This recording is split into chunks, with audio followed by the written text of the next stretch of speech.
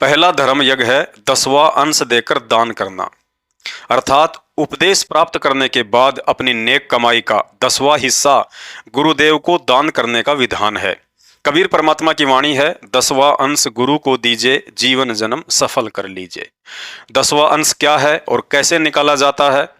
यदि आप दिन में 100 रुपये कमाते हैं तो उस हिसाब से उसका 10वां हिस्सा 10 रुपये होता है, जिसे 10वां अंश भी कहा जाता है। ध्यान रखें, दान रूप में 10वें अंश का पैसा सिर्फ और सिर्फ अपने पूज्य गुरुदेव भगवान को ही समर्पित किया जाता है, क्योंकि दान उसी को किया जाता है जो अधिकारी हो और सुपात्र हो, जो आपके दान का एक अंश भी गलत प्रयोग ना करे, अन्यथा आपके द्वारा दिया गया दान भी आपको हानिकारक हो जाएगा। अतः अपने गुरुदेव के अलावा 10वें अंश का पैसा दान रूप में अन्य किसी को भी नहीं देना चाहिए। साधक चाहे तो अपने गुरुदेव को 10वें अंश से अधिक भी दान कर सकता है। एक सत्संग में पूज्य गुरुदेव भगवान सतगुरु रामपाल जी ने बताया कि जब ये प्राणी माँ के गर्भ में बहुत अधिक कष्ट में होता है तो आत्म रूप में परमात्मा से प्रार्थना करता है कि हे परमात्मा, मुझे इस नरक से बाहर निकालो।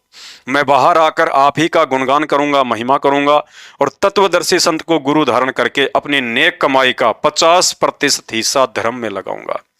लेकिन जैसे ही प्राणी माँ के गर्भ से बाहर आकर तीनों गुणों से प्रभावित होता है तो गर्भ में परमात्मा से किए गए सारे वायदे भूलकर सांसारिक क्रियाओं में मग्न हो जाता है। ना गुरु बनाना याद रहता है और ना ही दान धर्म करना याद रहता है। फिर वही दयालु कबीर परमात्मा स्वयं ही सतगुरु रूप में प्रकट होकर हमें फिर से सत्संग करके वो सारी बातें याद दिलाते हैं कि भाई वो दिन कर ले याद, गर्भ में था डेरा, रोवे था के भजन करूंगा हर तेरा। उस समर्थ की रीझ छुपाई अब कुल कुटुंब से राता, गर्भ के अंदर वचन भरे थे कहाँ गई वो बाता। दूसरा धर्म यज्ञ है पाठ व ज्योति हवन यज्ञ करवाना। गुरुदेव भगवान ने बताया कि पाठ व ज्योति हवन यज्ञ का मोक्ष से कोई लेना देना नहीं है।